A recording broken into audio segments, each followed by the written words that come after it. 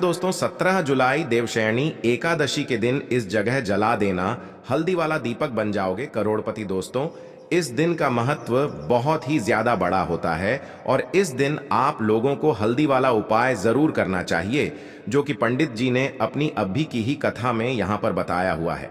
तो दोस्तों इस वीडियो में चर्चा करेंगे एकादशी, आषाढ़ मास की कृष्ण पक्ष की एकादशी के विषय में, जिसे हम देवशयनी एकादशी के नाम से जानते हैं। बहुत अद्भुत इस एकादशी के व्रत का महात्मा है।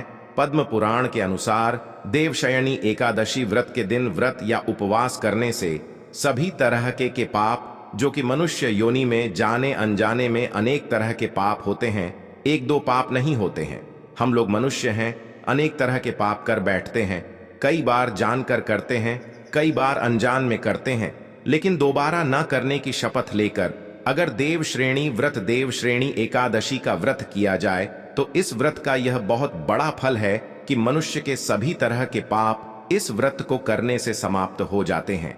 इस व्रत के पुण्य का प्रताप कई यज्ञों के बराबर फल मिलता है। देव श्रेणी एकादशी व्रत पर भगवान विष्णु की या अपने इष्ट की, जैसे हम लोग अब भगवान श्री कृष्ण की पूजा करते युगल सरकार की, वैसे आप कोई भी राम सीताराम जी की पूजा करते हैं। हम किसी भी मतलब अपने आराध्य की पूजा करें, पर इसमें नारायण भगवान की पूजा की जाती है, मीन्स अपने इष्ट श्री कृष्णा की पूजा की जाती है। और उस समय हमें ज्यादा से ज्यादा सत्य बोलना चाहिए। दशमी की रात्रि से ही हमें ब्रह्मचर्य का पालन करना चाहिए। संभव हो सके तो हम लोगों को दशमी की रात्रि को ही भोजन नहीं करना चाहिए, संयम रखना चाहिए। जो भी मनुष्य जरूरतमंद हो, दशमी की रात्रि से ही हमें यशव भाव अपनाना चाहिए कि जरूरतमंद का हम सहयोग करें, उसे जो भी व्यवस्था कर सके उसे सुख दे सके, जल पिलाकर, फलहार कला कराकर आदि याद तो हमें वह अवश्य करना चाहिए। और इस देव श्रेणी एकादशी व्रत में रात्रि में विशेषतः जागरण का बहुत बड़ा महत्व है। जिस व्यक्ति को प्रचुर संपत्ति चाहिए, सुख चाहिए, ऐश्वर्य चाहिए, यश चाहिए, ऐसे मनुष्य को देव श्रेणी एकादशी के दिन हल्दी वाला उपाय जरूर करें, क्योंकि उसको इस उपाय को फल बहुत ही जल्दी मिल जाएगा। दोस्तों अब हम समझते हैं इस वाले उपाय को हमें करना किस समय है। तो सबसे पहली बात दोस्तों, हम समझते हैं कि यह हल्दी वाला उपाय करना किसको है। तो देखिए यहाँ पर सीधी सी बात है कि यह हल्दी वाला उपाय जो उपाय है, यह किस लिए किया जा रहा है। यह मनोकामना को पूर्ण करने के लिए किया जा रहा है, या आपके जीवन में जो दुख और परेशानियां हैं उनको दूर करने के लिए किया जा रहा है, या आपका कोई बड़ा काम है जो कि नहीं पा रहा है, आप उसके लिए इस उपाय को कर सकते हो। तो सीधी सी बात यह है कि आप अपनी किसी भी तरह की मनोकामना के लिए इस वाले उपाय को कर सकते हो। तो यह उपाय वह व्यक्ति कर सकता है जिस व्यक्ति को अपनी किसी भी तरह की मनोकामना भगवान शिव जी से पूर्ण करवानी हो। और अगर कोई भी माताएं बहनें जो है अपने घर की सुख और शांति के लिए, घर में धन समृद्धि को बढ़ाने के लिए वाला उपाय करना चाहती, तो घर की जो बड़ी माताएं बहनें होंगी वह इस हल्दी वाला उपाय को विशेष रूप से करें, क्योंकि माताएं बहनें घर की लक्ष्मी होती हैं, और जब घर की लक्ष्मी कोई विशेष उपाय करती है तो उसका फल ही बहुत जल्दी मिल जाता है और बहुत बड़ा होकर मिलता है। अन्यथा इस उपाय को कोई भी व्यक्ति कर सकता है, चाहे वह बड़ा हो, चाहे वह छोटा हो, चाहे वह बच्चा हो। जिस व्यक्ति को यह हल्दी वाला उपाय समझ आ गया, वह व्यक्ति इस हल्दी वाला उपाय 17 जुलाई 2024 बुधवार देवशयनी एकादशी के दिन जरूर करें, क्योंकि उसको इस उपाय को फल बहुत ही जल्दी मिल जाएगा। क्योंकि बुधवार देवशयनी एकादशी के दिन भगवान विष्णु जी बहुत आसानी से प्रसन्न हो जाते हैं। तो आइए अब हम समझते हैं कि इस हल्दी वाला उपाय को आपको करना कैसे है, और इस उपाय को करने का जो समय जुलाई 2024 बुधवार देवशयनी एकादशी के दिन किए जाने वाले यह हल्दी वाला उपाय जो उपाय है, यह मुख्य रूप से सुबह के समय होगा। किस समय होगा? सुबह के समय होगा।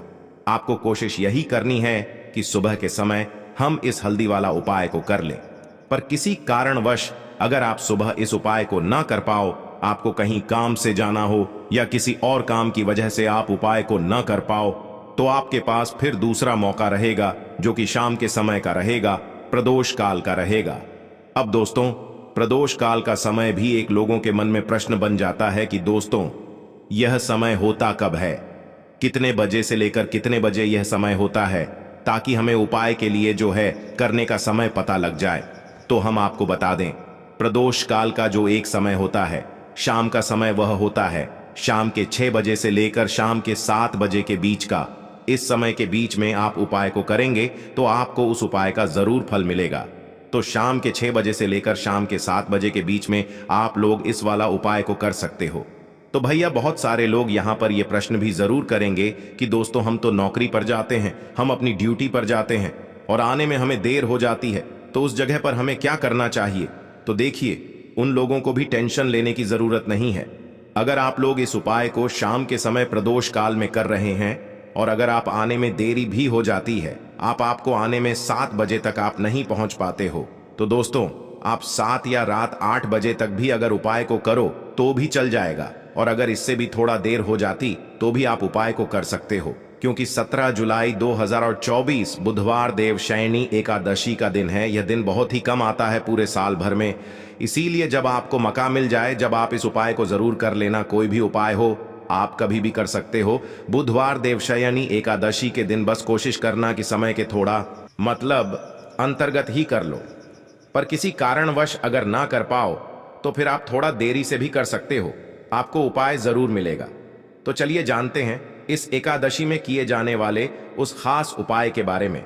लेकिन उससे पहले एक प्रार्थना, अगर आप चैनल पर नए हैं तो कृपया चैनल को सब्सक्राइब अवश्य कर लें। देखिए, पूरे साल में पड़ने वाली इस आषाढ़ महीने का एकादशी का बहुत से साधकों को इंतजार रहता है। आषाढ़ महीने का पूरा महीना भगवान विष्णु को समर्पित होता है, माता लक्ष्मी को समर्पित होता है, माता तुलसी समर्पित होता है। और इस एकादशी में किए जाने वाला यह उपाय हमें हरिहर महादेव की कृपा भी प्राप्त करा देता है। देखिए, इस वीडियो में हम लोग पूज्य गुरु जी द्वारा बताए गए कुछ बहुत ही खास उपाय जानेंगे। लेकिन इन उपायों से पहले आप एक बात जान लीजिए कि आपको इस एकादशी में या फिर किसी भी एकादशी में किसी भी पेड़ की, किसी भी पौधे की कोई पत्ती नहीं तोड़नी है। पूज्य गुरुजी अपनी शिव महापुराण की कथा में यह बात कई बार कह चुके हैं कि आपको कोई पत्ती या कोई भी डंडी तोड़नी नहीं होती है। खास तौर से एकादशी के दिन बिल्कुल भी आपको नहीं तोड़ना है। इसी के साथ आपको एक और बात का ध्यान रखना है कि आप जब भी सुबह स्नान करें, किसी भी साल में पड़ने वाली जितनी भी एकादशी होती है, उन सभी एकादशी में आप अपना एक नियम बना लीजिए कि एकादशी जब आएगी तो उस दिन आप सुबह जब स्नान करेंगे तो उसमें एक चुटकी हल्दी मिला लेंगे। गुरुजी कहते, अगर यह नियम आप पूरे साल की एकादशी में ले लेते हैं तो आप स्वयं देखेंगे कि एक साल पहले आपका जीवन कैसा था और एक साल बाद आपका जीवन कैसा होगा। क्योंकि हल्दी डालकर जब भी हम लोग स्नान करते हैं तो गुरुजी कहते हैं कि इससे हमारे जीवन का दुर्भाग्य समाप्त होता है, माता लक्ष्मी की कृपा प्राप्त होती है, हमारे जीवन में धन आकर्षित होता है और हमारी सारी दरिद्रता समाप्त हो जाती है। इसलिए आपको यह नियम जरूर लेना चाहिए। अब बात करते हैं पूज्य गुरुजी द्वारा बताए गए सबसे बड़े उपाय के बारे, जो आपको इस एकादशी के दिन में करना है। देखिए, इस बार की एकादशी बहुत ही महत्वपूर्ण है। आप सभी जानते हैं आषाढ़ महीने का भगवान नारायण को समर्पित होता है और यह एकादशी भी पड़ रही है। 17 जुलाई 2024 बुधवार देवशयनी एकादशी। देखिए, इस उपाय के लिए आपको एक दीपक ले लेना है। दीपक आप मिट्टी का भी इस्तेमाल कर सकते हैं या फिर आप चाहे तो अपने घर पर आटा मारकर उसका भी दीपक बना सकते हैं। इस दीपक में आप ही का इस्तेमाल करना है। शुद्ध देसी गाय का अगर घी मिल जाता है तो यह आपके लिए बहुत ही विशेष होगा। अगर नहीं मिल पाता है तो फिर आप शुद्ध घी का इस्तेमाल कर सकते हैं। अब देखिए, इस दीपक में आपको गोलरी की बाती का उपाय करना है। गोल रुई की बाती का उपाय हम लोग इसलिए करेंगे क्योंकि हम लोग यह दीपक भगवान नारायण के निमित्त लगाएंगे, यानी भगवान विष्णु के निमित्त लगाएंगे। यह दीपक ही हमारे जीवन के सारे संकटों को समाप्त करेगा। हम जीवन में किसी भी तरह से अगर दुखी है, चाहे धन प्राप्त नहीं हो पा रहा है, चाहे हमारे व्यापार में आए दिन कोई ना कोई समस्या आ रही है, या फिर हमारे जीवन में कोई समस्या आ रही है, तो यह हल्दी वाला दीपक हमें इन सारी समस्याओं से बाहर निकालकर धन धान्य की प्राप्ति कराएगा। देखिए, शाम के समय में ही आपको यह उपाय करना है।